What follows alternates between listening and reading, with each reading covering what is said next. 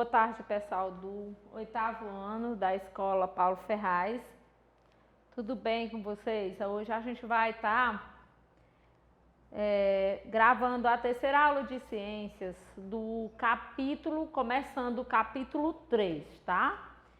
As outras aulas que foram gravadas, elas foram gravadas do capítulo 2 e a gente não gravou muita coisa do capítulo, não foi todo o capítulo, mas como a gente continua andando, e assim teve como vocês conhecer todo o capítulo, porque de cada capítulo está sendo feito 2 atividades e um simulado. Então, o que eu quero pedir para vocês do 8º ano, principalmente os alunos do 8º ano, é que leiam o livro com atenção no momento de responder às atividades e principalmente no momento de responder o simulado, viu? Não vamos ter preguiça de ler, tá? E ficou muita coisa que a gente não viu, mas pelo menos vocês andaram pelo livro, porque nas atividades no simulado pedia sobre todo o capítulo. E o capítulo de hoje é o 3, tá bom? Na página 68, o texto é Sexualidade e Métodos Contraceptivos. E eu sempre costumo dizer que nesses inícios de conteúdo de 8º ano, são os inícios de conteúdo assim um pouco difícil da gente trabalhar, mas a gente consegue trabalhar. Primeiro, sexualidade e métodos contraceptivos, mudanças no corpo, a gente vai estar falando. Os métodos contraceptivos que a gente fala depois são, na verdade, aqueles métodos que eles são utilizados para prevenir as DSTs, né, ou TSTs, doenças sexualmente transmissíveis, como o próprio livro também já chama, né? Infecções sexualmente transmissíveis, que é as ISTs, ou DSTs, conhecida como como doença sexualmente transmissível. Pois muito bem, o livro de vocês tem uma imagem aí de adolescentes, né? Sorrindo. A gente vê imagem de dois casais. Um rapaz, duas moças e 2 rapazes aí abrem essa imagem totalmente feliz da vida, né? E na aula passada a gente começou a estudar ainda o sistema reprodutor feminino e a gente tinha que ter estudado sistema reprodutor feminino, sistema reprodutor masculino, gravidez, cuidados na gravidez, tudo isso era para a gente ter estudado. Os tipos de gêmeos que não deu para a gente estudar, mas tudo isso era cobrado no outro capítulo. E agora a gente vai estar estudando a sexualidade, as transformações que ocorrem no corpo. E vocês são sabedores, já são alunos de 8º ano, que quando você está completando a partir de 11 anos, que já começa a entrar aí na fase de pré-adolescente, 12, 13, já está aí na adolescência, nessa fase de muita confusão na mente, de querer ser dono de si mesma, né? E também isso começa a surgir essas mudanças no corpo. Isso é notável, tanto no corpo da menina como no corpo do menino, vai exatamente estar aí surgindo essas mudanças, né? E aí a cabeça precisa estar e se adaptando a essas mudanças que possivelmente também vão ocorrer por conta da produção de hormônio, tanto no corpo do homem como no corpo da menina. Tanto no corpo do menino, que agora já está um adolescente com essas mudanças, como no corpo da menina, que não é mais uma criança, uma menina, mas já passa a ser uma adolescente. E aí eles precisam lidar com essas mudanças que ocorrem no corpo deles, né? E aí a gente vê que na questão da puberdade, né? A gente já vê a questão das relações sexuais, que pode ocasionar o encontro de gametas e que pode acontecer uma fecundação e que daqui a pouco pode se tornar em uma gravidez que resulta em uma nova vida, né? Mas nem todas as relações sexuais levam à gravidez, não precisa levar a uma gravidez. E eu vou logo fazer aqui uma observação, porque normalmente quando a gente vai trabalhar com esses conteúdos de sexualidade, de métodos contraceptivos, são orientações que são dadas para pessoas, né, quando eles têm uma idade a partir de 18, 19 anos, ou não aqui querendo induzir, né,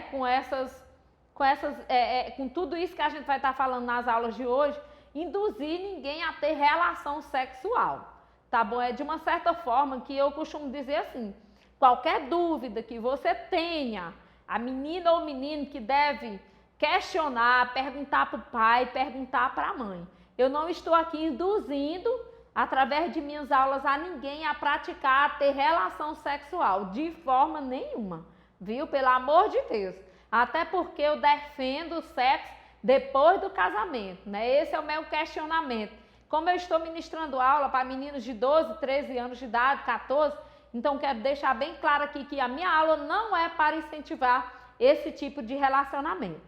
Então, como ele diz aí, que nem toda relação sexual ela leva a uma gravidez, até porque o homem mais a mulher, eles não só têm relação sexual para engravidar, eles têm relação sexual em maior parte para satisfazer os desejos da carne, do corpo, tanto do homem como da mulher. E nem sempre, né, a relação sexual é para engravidar, como isso acontece no caso dos animais, irracional.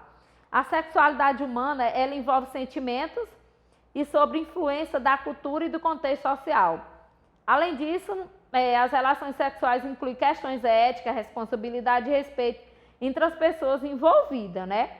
É de uma certa forma que, por exemplo, se uma menina, ela não quiser ter relação com o menino, é o direito dela. O corpo é dela, se ela não quer, ela não é obrigada, a mulher, ela não é obrigada a ter relação sexual com o homem, desde que ela não queira. A mesma coisa com o homem. Se ele realmente não quer, não sente desejo, não tem atração. Hoje a turma usa a palavra chamada de química, né? Se não teve a química entre os dois, eles não são obrigados a terem relação sexual forçados. Pelo amor de Deus, pessoal. Até porque isso é um desejo que deve existir entre pessoas que se respeitam, que se gostam, que esperam o tempo determinado para que tudo isso venha acontecer. Do outro lado, vocês têm a sexualidade humana, né? E ele diz assim, na puberdade o corpo, como eu já falei para vocês, passa por transformações. Por exemplo, uma menina de 10, 11 anos, daqui a pouco ela vai começar a perceber os seios já estão começando a crescer, daqui a pouco ela começa a criar pelos na região da vagina dela, né, pubiana, como a gente chama. A mesma coisa vai acontecer com o menino, mudanças, pelos, a voz ficando grave, né, criando pelos na região pubiana. Então, a menina começa a ficar com os quadris mais formados, a cintura fina. Normalmente isso são mudanças, pessoal, que vão ocorrer no corpo de vocês. Vai estar transformando o corpo dessa menina em um corpo de uma mulher. Vai estar transformando o corpo desse menino em um corpo de um homem futuramente. Então, essas mudanças, elas tanto vão ocorrer no corpo, no físico, como também ela começa a ocorrer na cabeça. Né? Aí é a hora da mãe, do pai, estar mais próximo dos filhos, para estar orientando, para evitar que aconteça uma gravidez no momento errado, na época errada, porque tanto vai prejudicar a vida da menina como do menino e também do filho que vai nascer de um casal que eles não estão adaptados ainda para ser pais. Não assumir a responsabilidade, né? A mulher já ovula e o homem já pode ejacular. Mas isso significa que os jovens biologicamente aptos a se reproduzir estão prontos para o início da vida sexual? Nem sempre, pessoal. Eles estão aptos para se reproduzir. Se a menina já teve a primeira menstruação, né, já começou o ciclo menstrual dela, logicamente, se ela tiver uma relação sexual sem se prevenir, sem conversar com a mãe, sem conversar com o médico, ela vai poder engravidar. Então, não significa dizer que ocorreu essa mudança no corpo dela,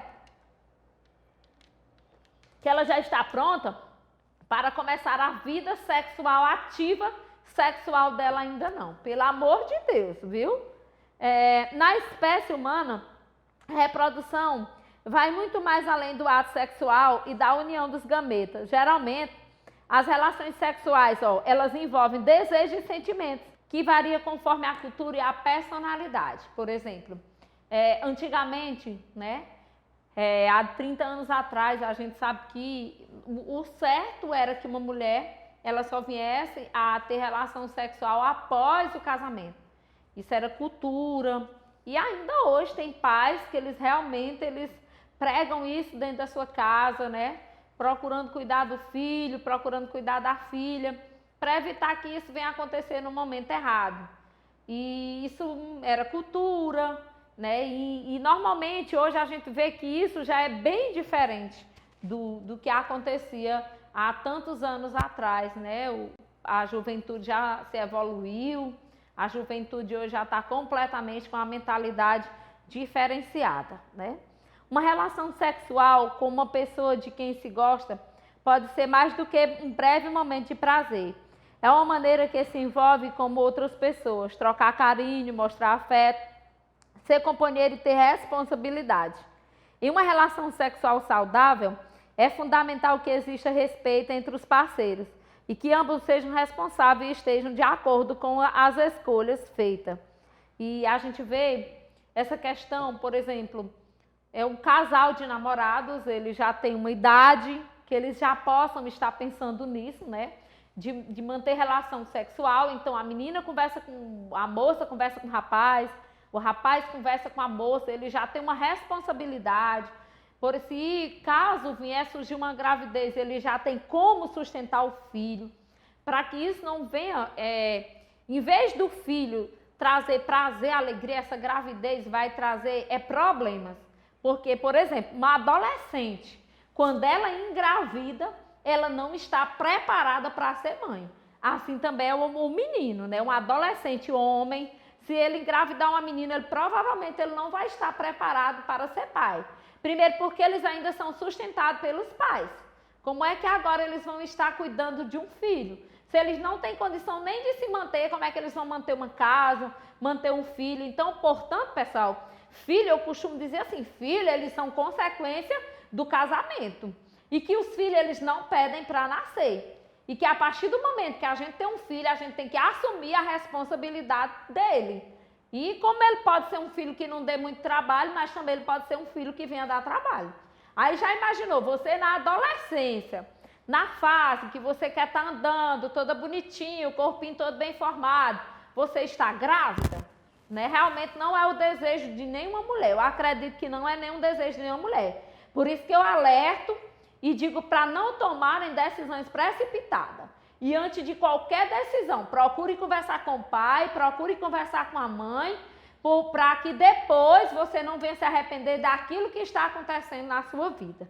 E aí, fechando essa aula, a gente vê a imagem de um casal maduro, preste atenção, que eles tiveram o máximo de respeito, eles colocaram aqui um casal maduro, né, dizendo que são pessoas que realmente eles estão aptos a terem, manter relação sexual, porque eles vão assumir a responsabilidade.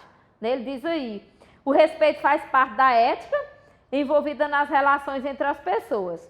Devemos sempre agir de maneira responsável, de forma a não prejudicar a nós mesmas ou as outras pessoas, viu? Então, cuidado, porque é um assunto muito delicado, tá? Eu vou estar continuando aqui falando sobre consentimentos e respeito, já gravando a quarta aula de ciência de vocês.